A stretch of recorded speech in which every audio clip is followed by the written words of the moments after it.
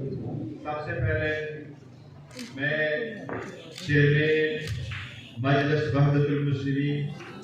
جناب علامہ راجہ ناصر صاحب کو اور چیئرمین سنی اتحاد کونسل جناب صاحبزادہ محمد حامد رضا صاحب کو یہاں خوش آمدید ہم کہتے ہیں۔ ان کی تشریف آوری ہمارے لیے ایک آنر کی بات ہے۔ الیکشن کے بعد آپ کو پتہ ہے کہ پاکستان تحریک انصاف کی جتنے کینڈیڈیٹ پورے ملک سے منتخب ہوئے ہیں وہ آپ سب لوگوں کو معلوم ہے۔ ہمارا یہ یہی ہے کہ پاکستان تحریک انصاف کی نیشنل اسمبلی میں 180 کی سیٹوں پہ ہم جیت چکے، لیکن جتنے کینڈیڈیٹس آلریڈی نوٹیفائڈ ہو چکے ہیں اور جو ہمیں ہے کہ ہمارے آزاد کینڈیڈیٹ تھے جن سرکمسٹانسز میں انہوں نے الیکشن لڑا اور ان کو یہ کنسیڈر کیا گیا کہ وہ آزاد کینڈیڈیٹ ہے، جو کہ ہمارا کہنا یہی ہے کہ وہ پاکستان تحریک انصاف سے ایفیلیٹڈ تھے، نامینیشن فارم بھی پاکستان تحریک انصاف کا تھا، ٹکٹس بھی ان کو پاکستان تحریک انصاف کے ایشو ہوئے تھے اور ان کو ٹکٹ ایشو ہونا تھا، نشان پاکستان تحریک انصاف کا بلہ الاٹ ہونا تھا، لیکن آخری دن جس وقت فیصلے سے پہلے ہی ان کو آزاد نمائندگان کی نشانات الاٹ ہوئے تھے، ان پہ جتنے نمائندگان نے الیکشن لڑا ان سب کو پاکستان تحریک انصاف نے سپورٹ کیا اور الحمدللہ بڑے تعداد میں ساروں صوبوں میں وہ جیت گیا۔ اب الیکشن کمیشن کی نظر میں یا ادروائز بھی ان کو آزاد candidate supported by P T I کہا جاتا ہے۔ ان میں سے ابھی تک 3 نوٹیفیکیشنیں ہوئی ہیں۔ الیکشن کمیشن کی طرف سے ایک نوٹیفیکیشن 16 تاریخ کو، دوسرا نوٹیفیکیشن 17 اور لاسٹ نوٹیفیکیشن 18 تاریخ کو ایشو ہو چکا ہے۔ ان نوٹیفیکیشن کے مطابق آزاد کینڈیڈیٹ نے within 3 days جوائن کرنا ہوتا ہے کسی پارٹی کو۔ آپ کو علم ہے پہلی بھی اس پہ بحث ہوتی رہی ہے، لیکن ہمیں بہت خوشی ہے اور ایک بہت ہارمونی آپ دیکھ رہے ہیں اس وقت کہ ہمارے ہاں مولانا علامہ ناصر صاحب اور حامد رضا صاحب دونوں بیٹھے ہیں۔ ہم نے کل ایک مشاورتی میٹنگ کی، علامہ ناصر صاحب کی طرف ہم گئے تھے اور ہماری تفصیل سے مشاورتی میٹنگ وہاں ہو چکی ہے، سب کی کنسنسس سے اور سب کی مشورے سے، کیونکہ یہ ہمارا اتحاد اس ملک کے لیے اور ہمارا جو پہلے ایک دوسرے کے ساتھ کنسنسس تھا وہ اس ملک کے لیے تھا، اس کی ڈیموکریسی کے لیے تھا اور ہم نے اس سخت حالات میں ایک دوسرے کو کھنڈا دینا تھا تاکہ ہم آئین اور قانون کے مطابق آگے بڑھیں۔ اب جب کہ آزاد کینڈیڈیٹ ہیں ہمارے، وہ چاہے پروونشل اسمبلی میں پنجاب کے، چاہے وہ پروونشل اسمبلی کے رہیں، چاہے وہ نیشنل اسمبلی میں ہیں، اب کنسنسس کے ساتھ ہمارا یہ فیصلہ ہو چکا ہے کہ ہمارے کینڈیڈیٹس وہ نیشنل اسمبلی میں اور وہ پروونشل اسمبلی پنجاب اور پروونشل اسمبلی اے پی کے انشاءاللہ تعالیٰ سنی اتحاد کونسل کو ایز اے پارٹی جوائن کریں گے۔ ہمارے کینڈیڈیٹ اپنے ایفیڈیوٹ کل جمع کرا چکے ہمارے پاس اور آج میں ان سب کی کنسنٹ کے ساتھ اور ان کی شکریہ ادا کرتے ہوئے کہا رہا ہوں کہ ہم یہ اعلان کرنے جا رہے ہیں کہ پاکستان تحریک انصاف کی آزاد سپورٹڈ جن کو آزاد کینڈیڈیٹ کہا جاتا ہے وہ ہم باضابطہ طور پہ ان کے سنی اتحاد کونسل کو اسمبلی میں جوائن کریں گے اور اس کے پلیٹ فارم پہ ہمارا یہ ہم جمع کرنے جا رہے ہیں۔ اس کی ایک ریزن ہے اور ریزن یہی ہے جس طرح میں نے ذکر کیا کہ پاکستان تحریک انصاف کے وہ سپورٹڈ کینڈیڈیٹ ہیں، لیکن قانون کے اعتبار سے چاہے وہ آرٹیکل 51 آف دا کانسٹیٹیوشن ہے، چاہے وہ الیکشن ایکٹ ہے، چاہے وہ الیکشن رول، ان کی جس طریقے سے پہلے انٹرپریٹیشن کی گئی وہ ہمیشہ ایسی انٹرپریٹیشن کی گئی جو پاکستان تحریک انصاف چاہتی ہے۔ اس لیے آپ کو معلوم ہے کہ نیشنل اسمبلی میں 70 ریزرو سیٹیں موجود ہیں، اسی طرح پورے ملک میں 227 ریزرو سیٹس ہیں۔ یہ سیٹیں ملتی ہیں صرف پولیٹیکل پارٹیوں سے۔ اس لیے اپنے ریزرو سیٹوں کو پروٹیکٹ کرنے کے لیے، اپنے ممبران کو وہ کور دینے کے لیے تاکہ پارٹی انسٹرکشن کی پابند ہو، ہمارا آپس میں انفارمل معاہدہ بھی ہوا ہے اور ہمارے بھی ڈبیٹ اس کے پیش نظر سارے کے سارے انشاءاللہ تعالیٰ وہ جوائن کر چکے ہیں اور وہ ڈاکومنٹیشن ہم آج الیکشن کمیشن کے سامنے انشاءاللہ تعالیٰ پیش کریں گے۔ اور الیکشن کمیشن سے باضابطہ طور پر آج ایک لیٹر کے ذریعے ہم ایک درخواست کر رہے ہیں کہ ہمارے نیشنل اسمبلی میں چاہے وہ وومن یا نان مسلم سیٹ ہے، چاہے وہ پنجاب یا کے پی کے اور دوسرے صوبوں میں، الیکشن کمیشن سے ہم وہ باضابطہ طور پر درخواست دیں گے، مطالبہ کریں گے کہ ہمارے ریزرو سیٹوں کی ایلوکیشن ہمارے پارٹی اسٹرینتھ کے مطابق، قانون کے مطابق وہ ہمیں ایلوکیٹ کریں۔ تو ایک بار پھر میں دونوں کا بہت شکریہ ادا کرتا ہوں اور میں ابھی امید کرتا ہوں اظہار کریں گے ہمارے سیکرٹری جنرل صاحب ہمارے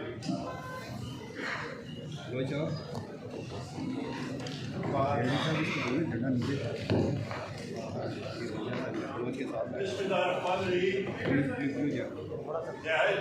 واجب القدر خواتین و حضرات، یہاں پہ ہمارے نہایت واجب القدر حضرت علامہ راجہ ناصر عباس صاحب، میرے بھائی جناب صاحبزادہ حامد رضا صاحب، یہاں پہ بیٹھے ہوئے ہمارے ساتھی چیئرمین صاحب، رؤوف صاحب، ہمارے ساتھی وفد، تفصیلاً چیئرمین پاکستان تحریک انصاف جناب بیرسٹر اشفاق خان صاحب نے تفصیلاً آپ سے بات کر لی ہے۔ میں مختصر 2-3 ایسپیکٹس پہ بات کروں گا اور ان سے بات پھر علامہ صاحب پر بات کریں گے اور حامد رضا صاحب آپ سے مخاطب ہوں گے۔ خواتین و حضرات، ہم لوگ پاکستان میں کسی قسم کی فرقہ واریت یا اس طرح کی چیز نہیں چاہتے۔ ہم لوگ چاہتے ہیں یونٹی، کہ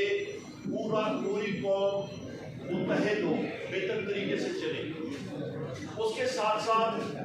آج جس طرح کے بیرسٹر جوہر علی خان صاحب نے یہاں پہ اعلان بھی کیا کہ پاکستان تحریک انصاف کے حمایت یافتہ امیدواران جو کہ کامیاب ہوئے ہیں قومی اسمبلی میں اور 4 صوبائی اسمبلیز میں، وہ انشاءاللہ تعالی سنی اتحاد کونسل میں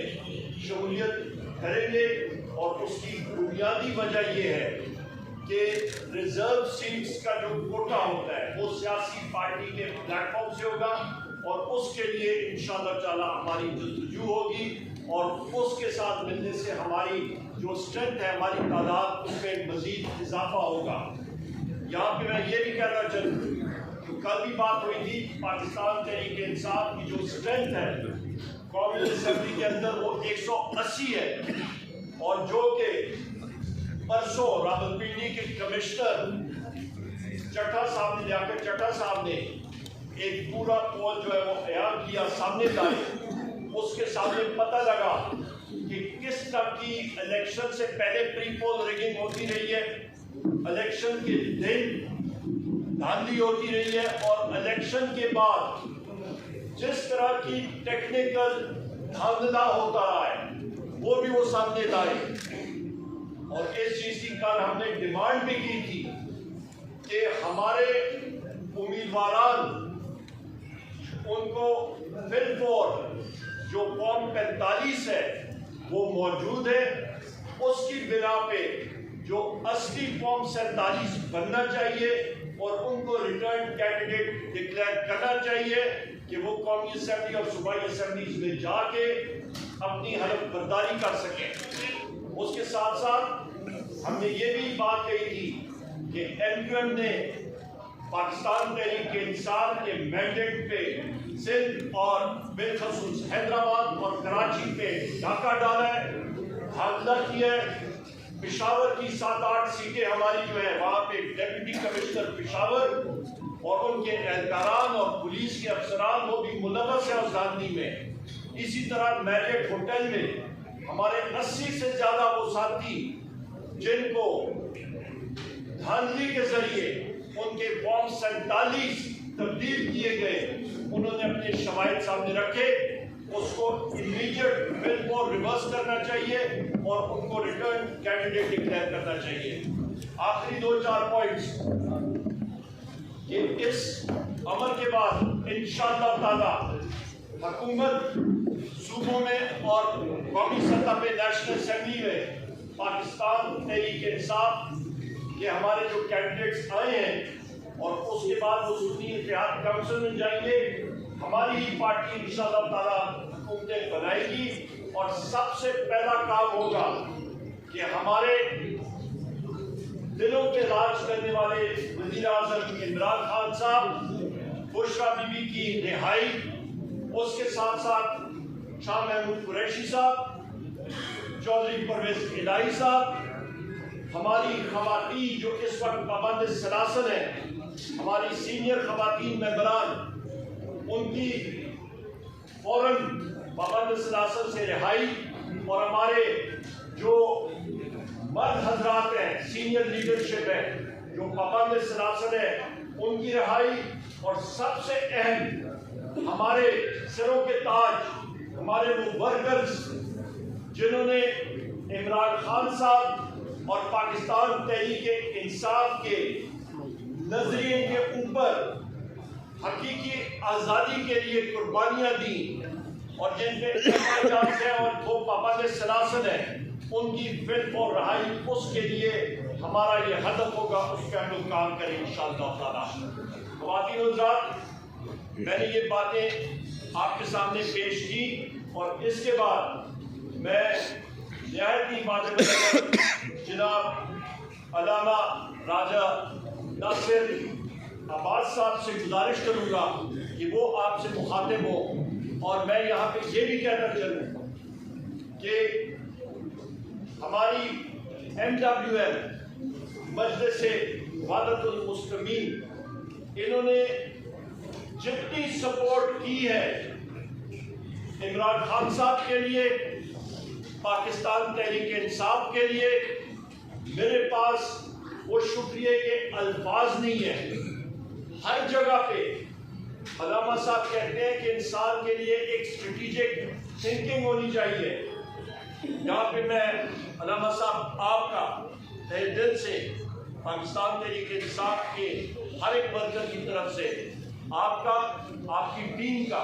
تہ دل سے مشکور ہوں کہ جو آپ کی سوچ ہے پاکستان کے لیے، جو آپ کی سوچ ہے اسلام کے لیے، ہم لوگ آپ کا تہ دل سے شکر گزار ہیں کہ ہمیشہ آپ نے PTI کی اور عمران خان صاحب کی حمایت کی ہے۔ بہت بہت شکریہ۔